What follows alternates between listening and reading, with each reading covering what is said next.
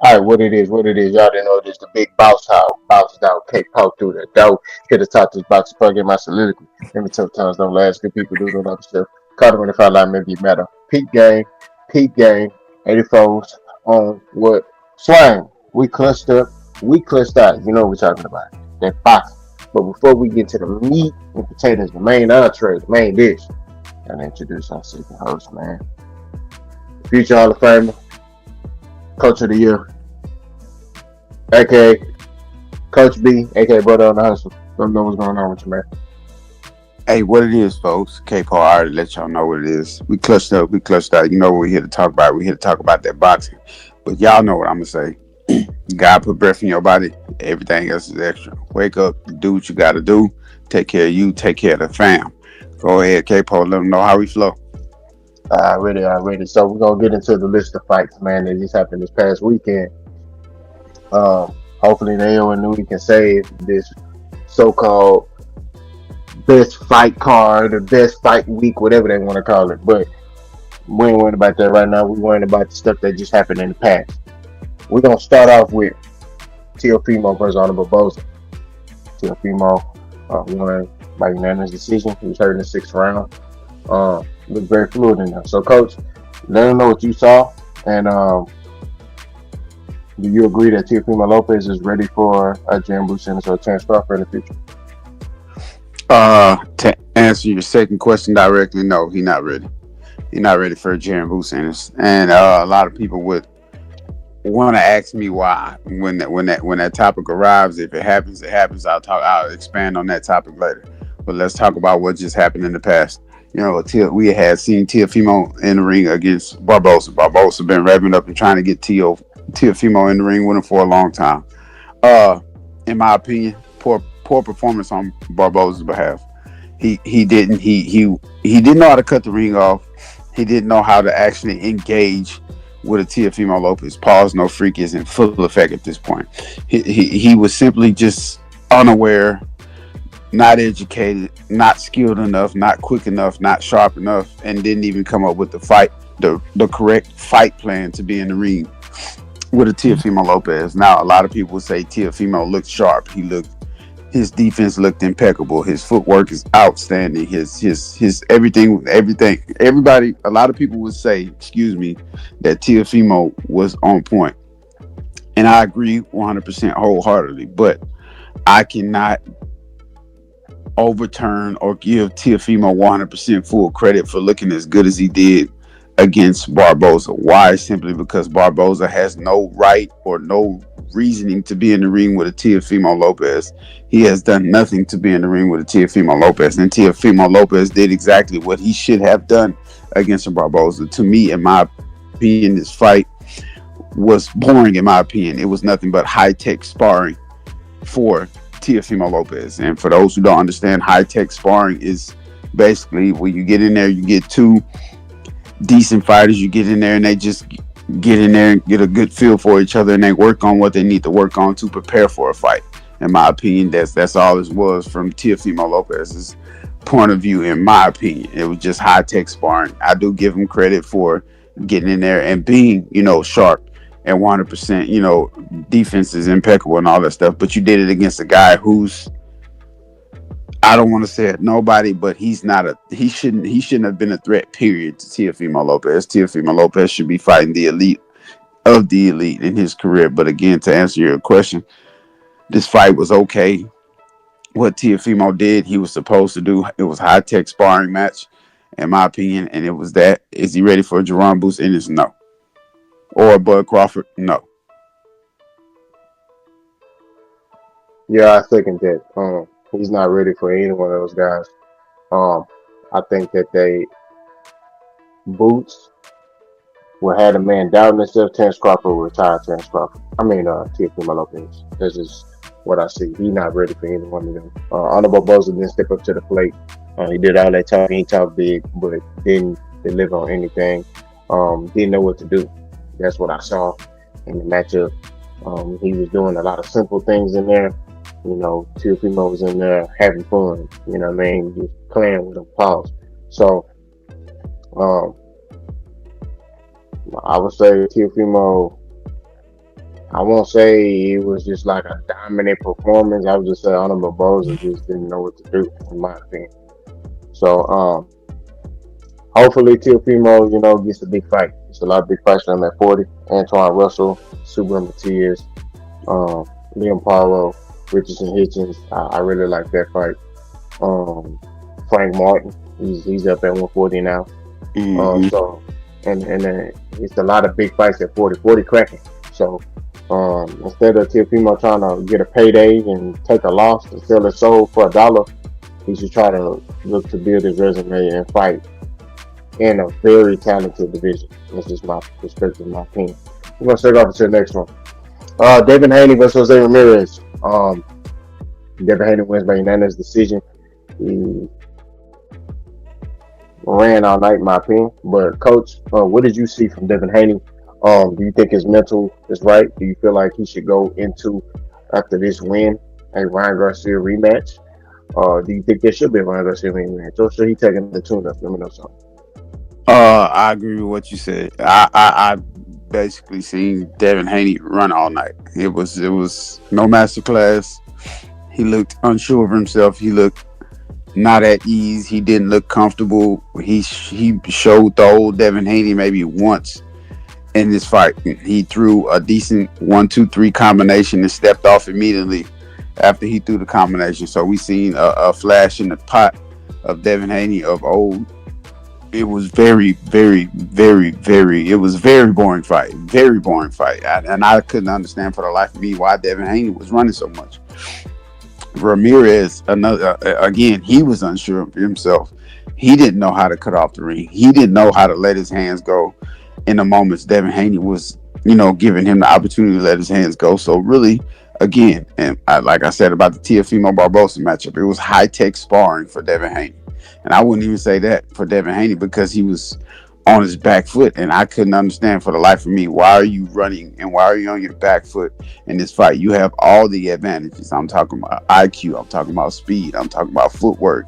I'm talking about defensive paralysis. Everything was in Devin Haney's favor, including the crowd, but he just did not deliver it. Again, this was another boring fight, high tech sparring.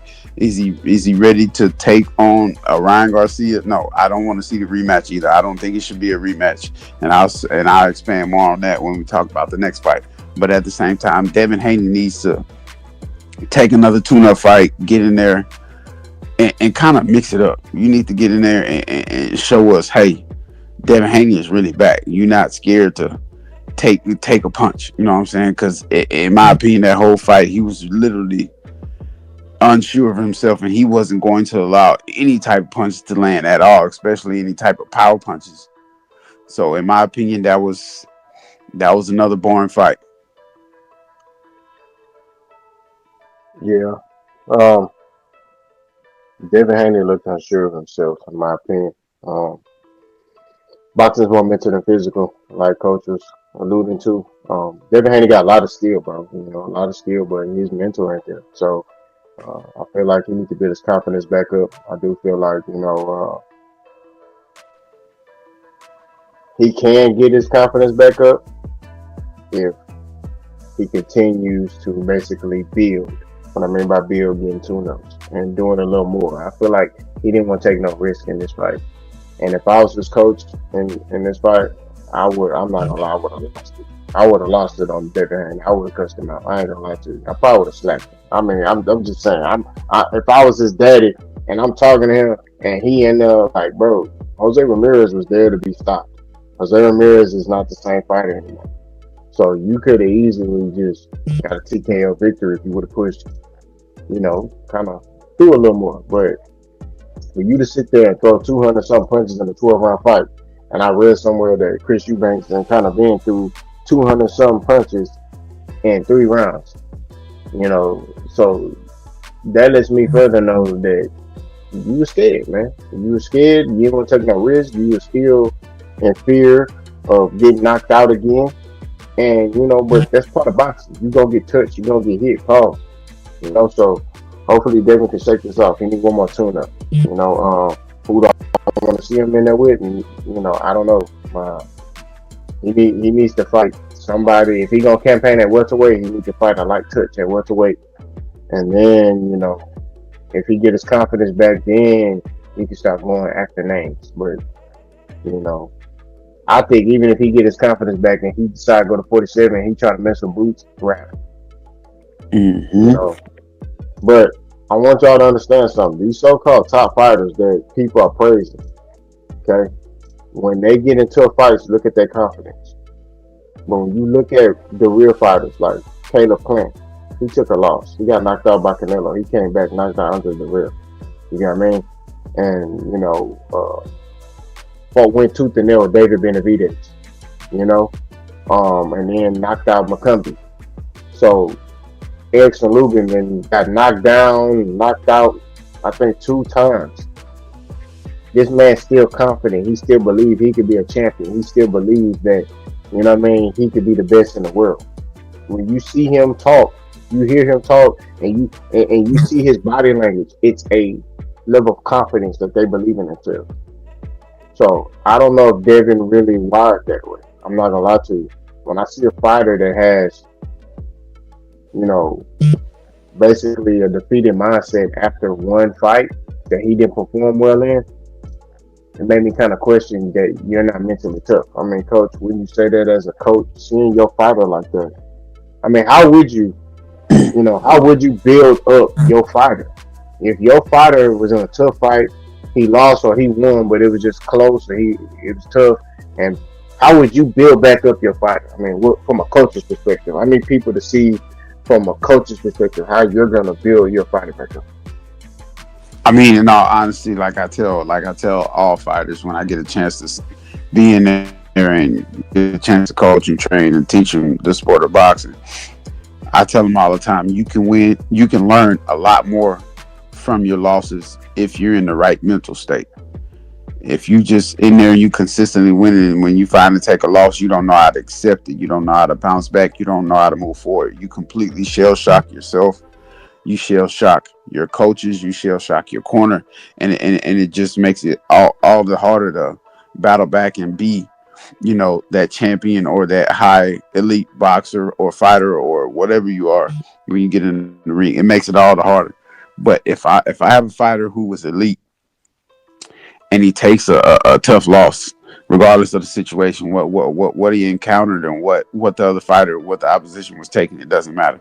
Still got to find a way to bounce back. But if it was me and I'm going through that and I have a fighter who's dealing with that, I'm gonna simply keep him surrounded with the right people and make sure he has the right mindset. So from training all the way up to technical sparring all the way up to high technical sparring, I'm gonna keep him in there training with the best of the best, and I'm gonna make sure he's working on consistently what got us beat in that previous fight. And before we even step back into the ring, I'm going to absolutely 100% check in on my fighter mentally, make sure his mental is intact, from understanding what to avoid, from understanding, okay, if this does occur again, how do we bounce back to make sure in this next fight, if we do end up getting rocked or knocked down or just even shaken up a little bit, I'm gonna make sure my fighter understands from a mental perspective that, hey, we've been through this before. We've been down, we've been out, we back at it, and we continue to move forward, and this is what we wanted. Sometimes coaches don't take out the time to make sure their fighter wants to be in the ring after a loss, because a loss takes a lot out of a fighter, especially a boxer in today's era, because everybody's so hung up on the fact of, oh, I want to be undefeated. Bro, everybody not meant to be undefeated. You got to understand, it's a high possibility you're gonna take a loss, period. I don't care who you are. The last guy to do that, everybody seemed like it was the thing to do. He made it cool. He made it a thing. Floyd Mayweather. I hate to keep bringing him up, but at the same time, it is what it is, and that's what everybody's chasing. He was a different breed, but at the same time, like I say, check on your fighters mentally, coaches, and fighters vice versa. Do the same thing. Make sure your coach has confidence in you. If when you take a loss, make sure your coach still good and has confidence in you. Ask your coach, speak to your coach, sit down and talk. Make sure y'all on the same page when it comes to getting back in the ring after taking a devastating loss or just a loss in general. Make sure both of y'all are mentally on the same page. The coach has to have the same belief in the fighter no matter what, and the fighter has to have the same belief in themselves no matter what. But again, like I say, just making sure both sides of the party are checking in to make sure each other is good mentally. And once that's back intact and that's in place, and you see the dog coming back out, okay, then that's when you take a step forward. But right now, the way Devin Haney looks, like I spoke on earlier, he doesn't look sure of himself, and I definitely wouldn't move forward and try to put him in any more elite fights until we get another tuna match. And Devin Haney shows he can go in there and dominate from a boxing perspective and still get in the pocket and not be worried about catching a left hook and or a right hook or whatever the case may be to the jawline and he going back to sleep. That's just something that has to happen. Big facts, big facts. Let's head off to the next one. Ryan Garcia. Mm. Ryan Garcia faced Rolly Romero. He was the favorite, big favorite going into the fight, and he took a big loss. The man got knocked down the second round. It was a great job by Rolly Romero. So, coach, um, what did you see in that fight? And can Ryan Garcia bounce back? And what do you see next for Rolly Romero? Let me know something. Honestly, I pick Ryan Garcia to win this fight. I'm gonna call a spade a spade. I pick him to win. I pick him to actually knock Rolly Romero out because I simply said he was a tad bit more skilled than Rolly, and I thought that would play a big part, but obviously not. And then a few days after I said what I said, I seen a sparring clip drop between Rolly and Ryan. And after I seen that sparring clip, I wanted to change my opinion, but I stuck with my guns and I said I still think Ryan has grown up a little bit, and he's ready to beat Rolly at this time. But at the same time, boy, was I completely wrong. Rolly caught it. Ryan Garcia with the same exact punch that hurt him in sparring. And he caught him with the same exact punch in this fight and put him down. And I believe after Ryan received that hook from Rolly Romero, he was completely shell shocked. He was gun shy. He was hesitant. He wasn't.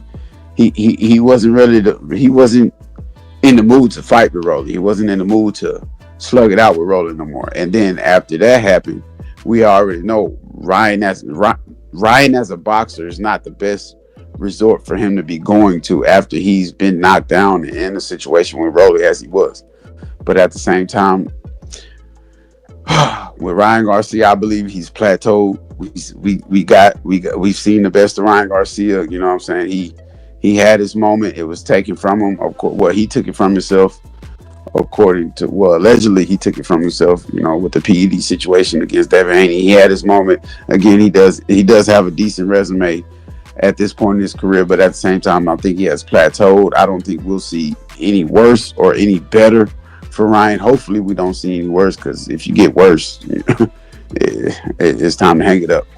But like I say, Ryan moving forward, he just needs to stick to his guns. He needs to work on being a better boxer. He needs to gain more confidence in himself, you know, because I think the Devin Haney situation took a lot out of him too mentally. Because for him to go in there and get beat by Rolly Romero, nothing taken from Rolly, because he's a solid puncher. Rolly Romero is another fighter who knows who he is as a fighter. He knows he has a chance to knock somebody out, period. And he believes in that. He goes out and he lives and dies by his shield. He believes in his power. He believes in his punching ability. But Ryan, again, when I watched Ryan in his Rolly fight, after he took that punch, he was 100% unsure of himself. He didn't know what to resort to. He didn't know what to do. He was definitely moving around a lot more than Ryan Garcia would after he got knocked down. So it's tough to, really kind of gauge and judge what Ryan should do for himself at this point. But like I say, I think he's plateaued. I think we've seen the best of Ryan Garcia, and what we currently seen in the recent past from Ryan Garcia, I believe it's nowhere for him to really go as far as a positive upside, because most of the fights he's been in, like I say, the Devin Haney fight got taken from him. That's his own wrongdoing that got him in trouble, or whatever the case may be. It is what it is. Devin Haney got a 0 back. Ryan didn't get that win. He lost to a tank. And it is what it is. I think that's the best we're gonna get out of Ryan Garcia. So that being said, I have nothing else further to say about the Ryan Garcia situation. But shout out to Rolly, good job, Rolly. He got him a belt. He's now a champion. So now he's gonna be looking to defend his belt and himself, and rightfully show the world, hey, I got an opportunity. I got a belt. I'm looking to do damage and continue to build myself. And I ain't gonna lie, Rolly Romero, in my opinion, got a solid resume up under him. So hey, it is what it is. And he not running from no smoke either. That's what I respect about Rolly. He gonna get in there. He want to fight with the best of the best, and it is what it is. He not running from that, and I can respect that about Rolly. Big facts. I think Ryan, he just got a long journey back, man. I mean, you already got a black eye on your name for the ring, um, and you were the favorite going into this fight, and you get dominated by Rolly. I mean, so Ryan Garcia got to figure some things out mentally with himself. You know what I mean? I say stick with Derek James because I feel like Derek James is a perfect coach for his style. He's learning to be patient. I don't feel like him being anyway knows so it's gonna help him. I feel like Derek James, his style is perfect for Ryan. And I feel like Ryan just got to listen to Derek James. Ryan was not listening to Derek James in the corner. And you notice when the fighters don't listen to Derek James, they lose. When they listen to him, they win. So listen to your coach, fighter. Um, Romero. I mean, like I said, he shocked me, but like I told you, stars make fights. Rolando Romero is a power puncher, and he was able to neutralize Ryan. Once Ryan felt that power, it was a wrap. You know what I mean? And Tank told y'all. I want y'all to remember, Tank told y'all that Rolando Romero it's like you get hit with some concrete bricks, right? So when he do land on you, you gon' feel it. And I just think Ryan Garcia, he couldn't. He checked out mentally. Once he got hit, he was like, man, I ain't trying to get hit. He was going back in the straight line.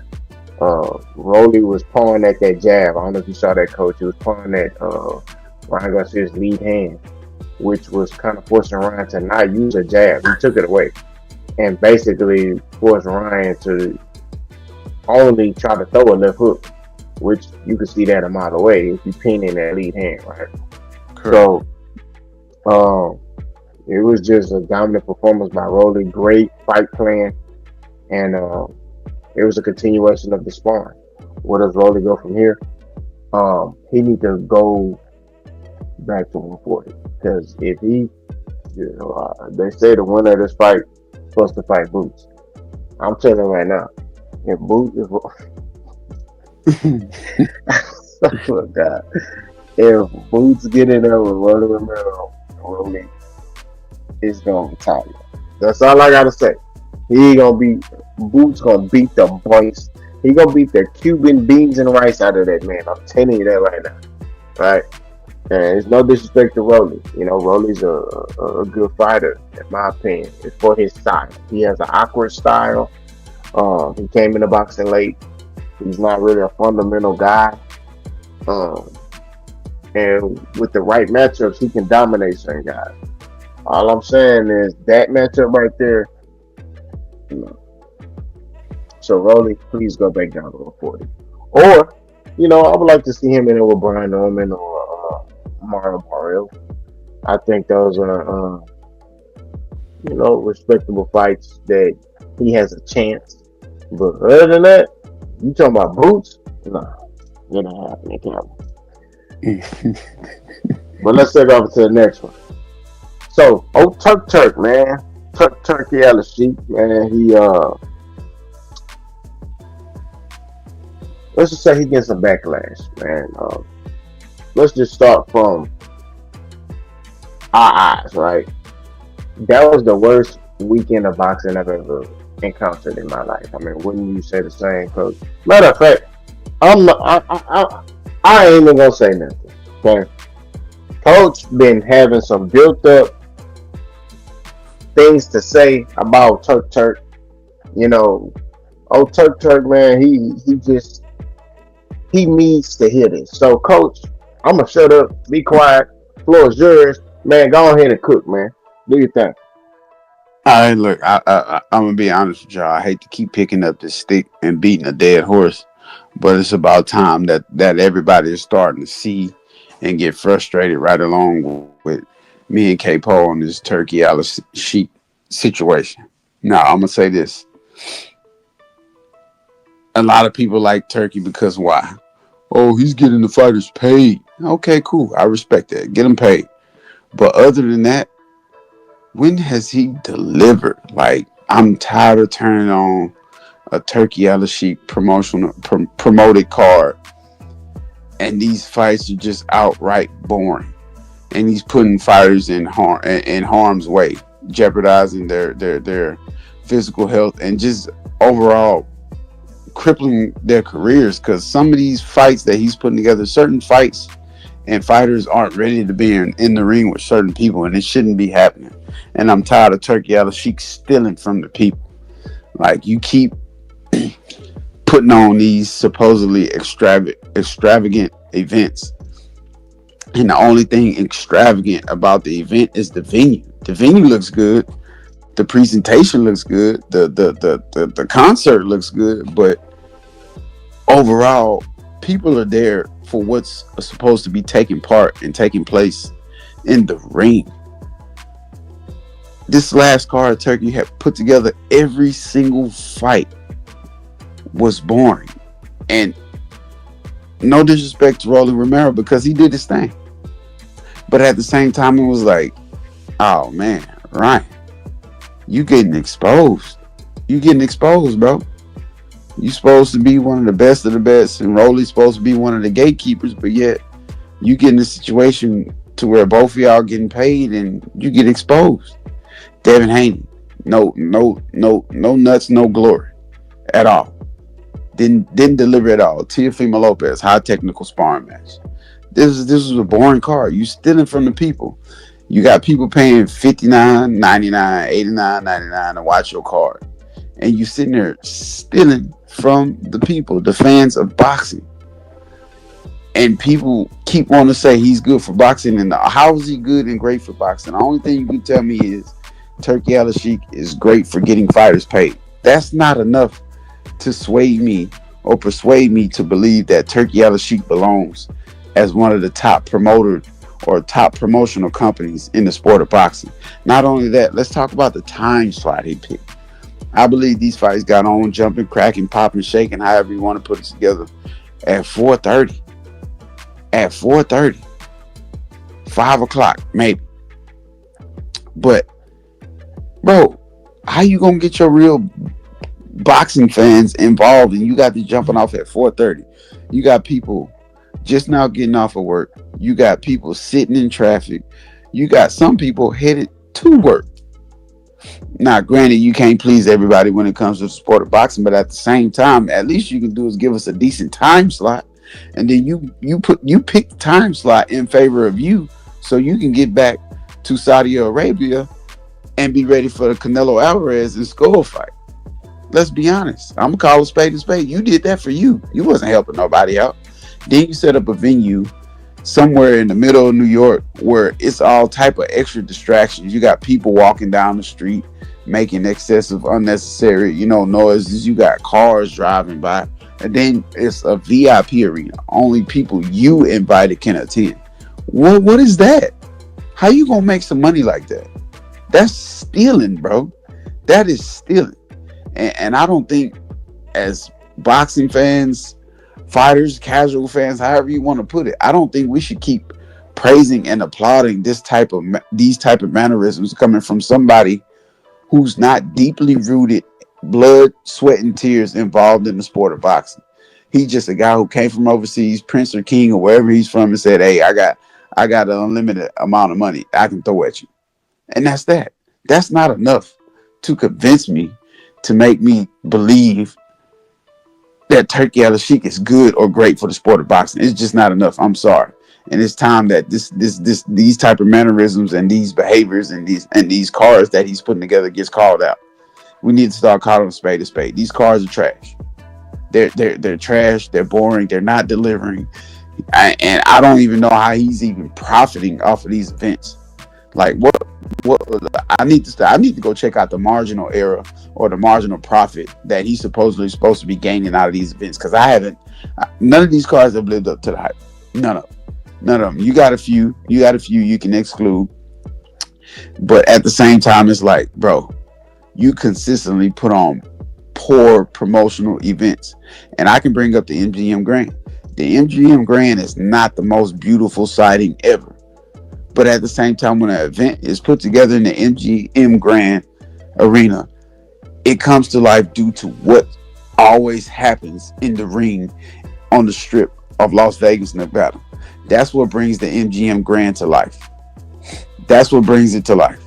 Not the venue, not the crowd, not the you know concert you can put on before the main event. None of that brings it to life. It's what people know they're gonna get when the fight is put together in the MGM Grand Arena. And Turki Alalshikh is so far off of that, and we keep giving him praise for simply throwing money. That's it. All y'all just pleased by money? No, this is a high level, high mental, high physical sport. We trying to see greatness go down, and for the last year or so, Turki Alalshikh been involved heavily in the sport of boxing and putting on these events, and they're not delivering. And I'm tired of it. Somebody need to get that. Somebody need to sit that man down, get him a drink, get him a cigar, and teach him something about putting on an event, putting together a meaningful card for the fans of the sport of boxing. Because, like I say, this is atrocious. It can't keep happening. It's almost embarrassing for the sport to sit there and say we let a guy come in from overseas, throw money at the sport, and really do nothing for the fighters or the fans. It is disgusting, in my opinion. But like I say, I'm gonna go ahead and put the stick down. I'm not gonna keep beating on this dead horse. But if the situation arises again, then you already know me and K Po gonna have to put on our chef hats, and we're gonna have to cook. Period. Point blank. All I gotta say is look at the numbers. That's all I gotta say. Look at the people in the crowd. Look at the numbers. Me and Coach been telling y'all about Turk. You know what I mean? I sent Coach because I sent you something about Rolly. Didn't Rolly just say that Turk didn't give him no hotel? They just basically did him kind of dirty. But he said he wasn't tripping because he went there and wrecked their whole plan. See, they had a plan for Ryan, and he basically destroyed it. So, oh, Turk, man, he ain't so pro boxing as y'all think. He Mm-hmm. pro who he like. So keep paying attention, man. He pro who he like. That's why I was like, man, me and Coach gonna talk about this later on, separate video. Pay attention to Canelo Crawford. If that fight close, pay attention to that. That's all I gotta say. And he's on record saying Terence Crawford is his favorite fighter. So I want y'all to pay attention to that fight. Pay attention to it. If it's close, pay attention. You got Mm-hmm. things you want to say, Coach? No, all I want to say is you just spent the last 30 minutes with your two favorite hosts that will never leave you in the dark about any post with a ghost when it comes to this boxing scene. You know what I'm saying? Shout out to all the subscribers, commenters, likers, sharers, viewers, whatever you want to call yourself when you participate and show Clutch Factory some love. You know, me and K-Po, we've been on this short journey and it's going to continue to roll. You know what I'm saying? It's going to continue to roll. But again, shout out to all the fans around the world. Shout out to everybody who supports us around the world positively. Nah, if you get on here with that negative stuff, like we had an encounter, not on this channel, but on K-Po's channel, we had an encounter of somebody, trying to disguise himself as somebody else, and they had some negative things to say. Number one, don't get on that high your face. Be you. Show your face. Say what you got to say, and we gonna respond. Period. And it is what it is. I'm not gonna get into that. That's K-Po's thing. But at the same time, K-Po is my guy. That's my dude. So I 100% got his back. But at the same time, that's another story. Again, shout out to everybody. Shout out to everybody. Just continue to subscribe, follow, comment, share, like. Do what you got to do. Positive criticism at all times. from both sides. We gonna give you positive feedback. We want y'all to give us positive feedback. And like K Paul always say, this is Genesis. It's still the beginning. We're gonna continue to grow. We're gonna continue to hit y'all over the head in a timely manner with videos that make sense. We getting on here spitting the truth. We spitting the facts. We not running from none of that. We can't be bought. We not gonna sell our soul. We walk in the shadow of Christ. You know, so it is what it is. We can't be bought. It's not that. You gonna get real deal Holyfield over here. And it is what it is. That's big facts, man. We cussed up, we cussed out. You know what we talking about. Told you I'm boss. That's Brody. We out of here. Salute.